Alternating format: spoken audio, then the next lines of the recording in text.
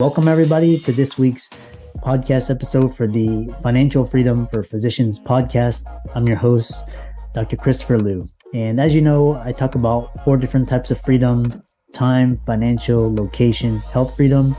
And I'm always trying to bring guests that are doing amazing things in their lives, helping others, trying to bring them across your path so maybe you can come away with inspiration, knowledge, something to empower you. So today we have a very special guest. Her name is Bobbi Kahler. She's one of the top 10 guests on Podmatch. And her mission is to help people lead their lives, not just live by default. And so that kind of ties into the mission of empowering people to take advantage and not just be at the whims of the economy or what the government is doing. And so I'd like to welcome Bobbi to the show. Welcome. Thank you. I'm delighted to be here, Christopher. Yeah, we were talking backstage and tell us, you have a very interesting story. I'm always interested in the comeback person. So tell us more about where you started and how you came to be. Yeah. Well, the comeback, I needed to come back. When I was 23, let's just say I did not have a very good year when I was 23, right? Everything went wrong. I was working 2 jobs. I was barely keeping my head above water. It was so bad. I was eating that tuna fish macaroni salad, I was eating like 5 times a week because that's what I could afford, And so it was New Year's Eve. And the other thing I should say too, part of this is I had not gone to college yet because my parents did not believe in education. In fact, I had to fight with my mom to stay in high school. So there it is. It's New Year's Eve. I'm 23 and I worked my 2 jobs. I went home to my little dark apartment and I thought, how did my life end up this way? How did it end up that way? And so the answer that came back to me is that your life is a reflection of the choices that you've made so far. And at first that wasn't very satisfying because I think in my 23-year-old heart, I really wanted someone or something to blame. I wanted someone to come rescue me. And in that moment, it's like, nobody's coming to rescue you. And even though, on one hand, you could say, well, that's not very hopeful. On the other hand, I thought it's super hopeful, right? Because that means I can do that for myself. I don't have to wait for someone else. I don't have to wait for, to be rescued. I can do that for myself. And I really thought, well, hey, if it's true, my life is a reflection of the choices that I've made so far.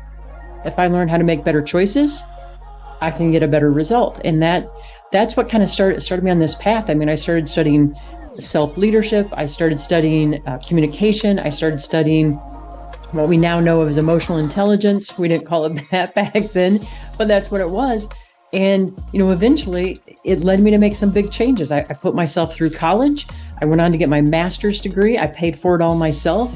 And it just set me on the path of this is how I want to help others, because I think too often we live that default life, and it doesn't have to be that way. We can create something more for ourselves. Yeah, it's very powerful because once you realize that, so the reason why I love entrepreneurship is because everything is in your hands. You succeed, it's you, and then if you fail, it's you. So you don't have anybody to blame. So you can't blame a job or the economy or. So that's why it's so empowering. Then what's really interesting is that so you talk about you talk about 3 fundamental truths. Tell us more about that. Yeah, well, that directly comes out of that experience, because the fundamental truth number 1 is that the future can be changed. It is not set in stone, right? And I think that sometimes we think, well, we've started down this path and there's no way I can change. And that's not true. We can always change it.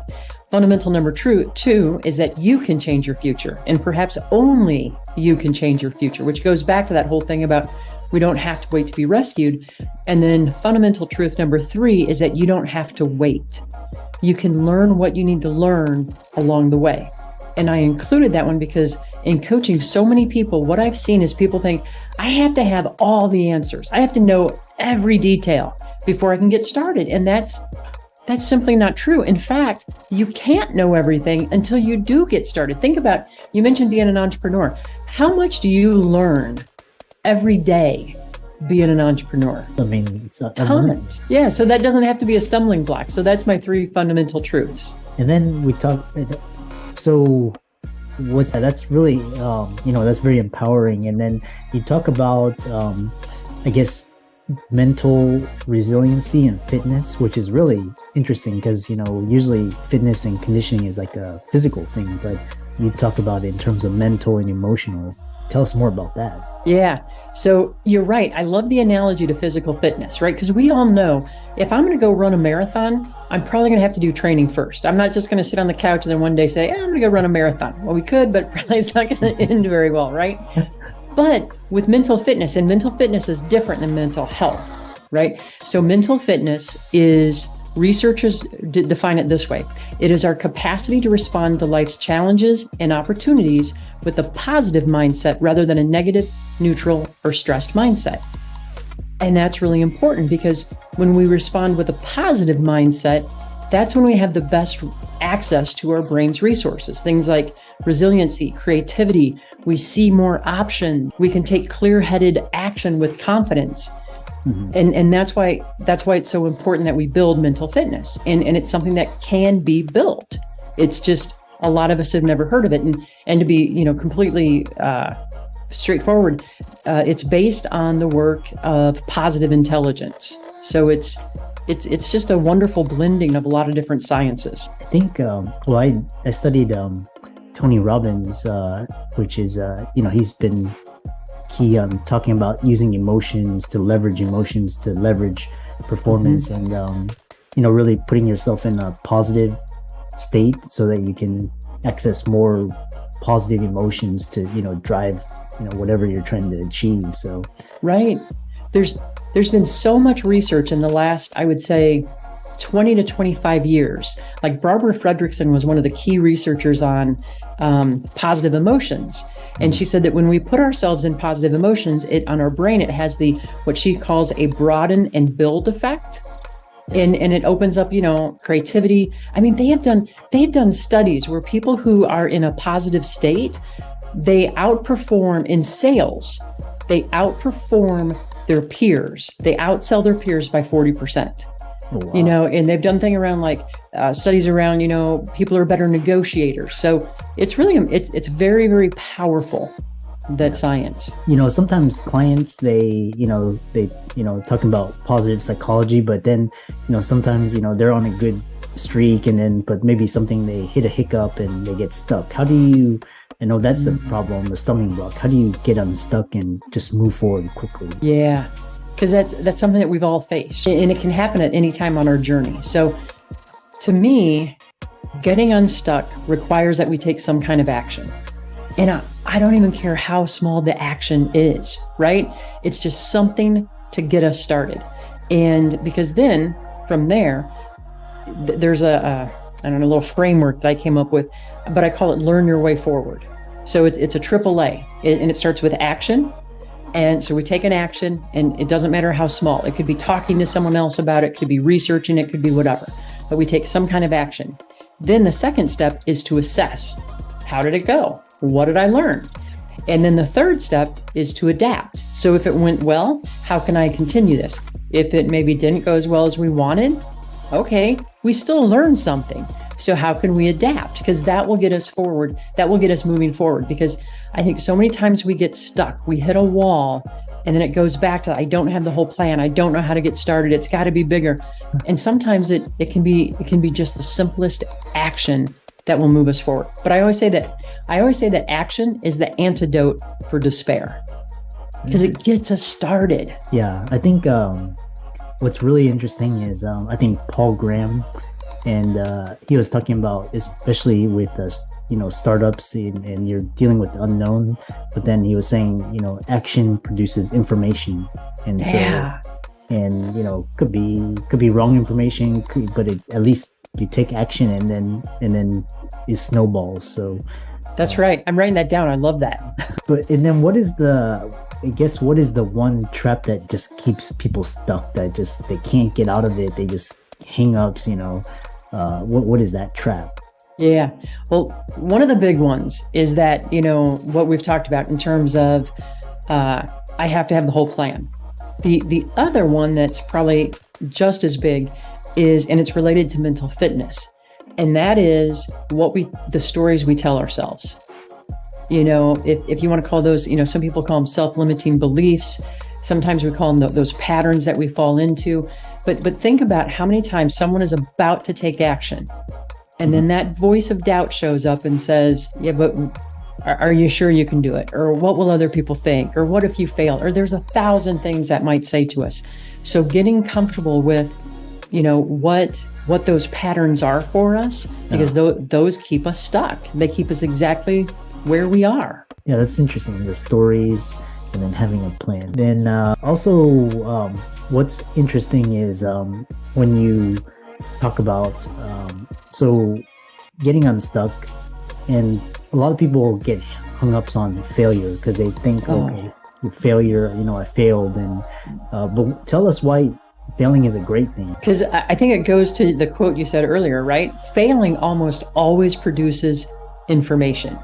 And so there's that. There's also, I love cross-country skiing. So this is a good metaphor for it, or an example, because I grew up in the Midwest in Illinois, where everything's super, super flat. Mm-hmm. And then we moved to Colorado to 9,000 feet. So we're way up high in the Rocky Mountains. We're right outside Rocky Mountain National Park. So nothing's flat there. And I remember the first time I saw some of these hills, I was terrified. I'm like, I'm not going to ski down that. You're nuts. I'm going to fall, Yeah. But when I ski down those hills, even if I fall, I learn something, right? Because I learned, oh, you know what, here, my technique was wrong or whatever it might be. So it helps me learn. But the other great thing about failure is that it expands my comfort zone, right? Because think about it. If the worst thing that I think is going to happen is I'm going to fall, and then I fall and I survive, it's not so scary anymore. So it makes it easier to take on the next challenge. Yeah. And one of the things I had a ski instructor tell me, and he's a former competitive cross-country skier. And he said, anytime you're trying something new, we can't let the fear of failure or just fear in general get in our way. And he said, so don't try it once, don't try it twice, a minimum 3 times. And I'm like, why? And he said, the first time is to prove it to yourself that you can do that thing. The second time is to kind of bring some normalcy, like, okay, it wasn't a fluke that I made it down the hill. The third time is that's the earliest time when you can start to evaluate, did I like that experience? Because the first 2 times you're probably petrified. But I thought that is really great advice, not just for skiing, but for a lot of the things that we do in our lives.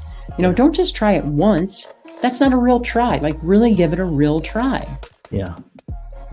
Like putting yourself out there, making yourself vulnerable, just going all in, even if you fail, not being dependent on, what happens, being, all so. Just because you're going to learn, right? I mean, you're going to learn, and learning is never failure. Yeah, exactly. So you brought up an interesting point was, the worst that could happen. And what's really interesting is, these days we hear about the great resignation and great reshuffle. Yeah. And, I think COVID had a positive effect because, the people were like, oh, if I'm locked up in my home, and, we can still survive this, how bad can it get? So people are taking risks and starting their own companies and pursuing their dreams, and they're like, okay, it can't be that bad, so I'm gonna quit my job and try something new. And so it's really, what you're saying really fits into that. Yeah, because think about it, if we survived that, Yeah. Plus I think that COVID gave people a great place to kind of pause and reflect and say, what's important to me? Yeah. And I think that's a good thing. Yeah, out of turmoil comes beauty, and beauty from your ashes. So that's right. This has been a really fascinating conversation. I'll conclude with this kind of this final question was, we talked about some of the key events in your life that set you on this path, and looks like you had when the doctor told you had a 3% chance of a full recovery. Tell us about that and kind of close it out there. Yeah. So that was back in 2003. I got sick. I collapsed, and it took It took 18 months to finally get a diagnosis. But yeah, at one point, the doctor said to me, he's like, based on what we know so far, you probably have about a 3% chance of a full recovery. And I remember saying to him, because I'd always been a runner, and I remember saying, well, when can I go for a run again? He's like, Bobbi, he said, you might have to accept that your days of being an athlete are over. And I thought, no, I've always been an athlete. I will always be an athlete. So when he said that about, 3% will experience a full recovery, the way my mind heard it was not that 97% wouldn't, but that 3% would. So I thought, well, then I have to learn what those 3% did, or I have to find a doctor who can help me. And eventually I did. She's like, I've seen this before. She said, it's not going to be a fast recovery. It will take at least 2 years. But she said, you can recover. And it was extremely powerful. And it taught me, man, did that teach me a lot about myself. When you go through that kind of challenge, you're really introduced to who you really are. Oh, yeah. Yeah, it sort of strips through everything and just lays everything out there. And that's, and I know a lot of people are inspired by your story. I know you do a lot of coaching, and a lot of my audience are women executives, entrepreneurs. How can they follow you, contact you, follow you on social media, and work with you? Yeah, thank you for asking. So I have my website. It's just www.bobbikahler.com. And then on LinkedIn, I'm very active on LinkedIn. I do quite a bit of posting there. I try to share at least 3 times a week because I always want to have content around how can we get unstuck, how can we create new options for ourselves, and how can we move forward faster. And so those are the best ways. And then, of course, I have a podcast as well. If someone wants to check it out, that'd be terrific. And it's just Unyielded, thriving no matter what. Excellent. Yeah. And thanks for sharing all that. And for all the audience out there, all of Bobbi's resources will be in the links and show notes. And thanks so much for such a insightful conversation about mental fitness and resiliency and just thriving under any situation. So we look forward to hearing about your success, and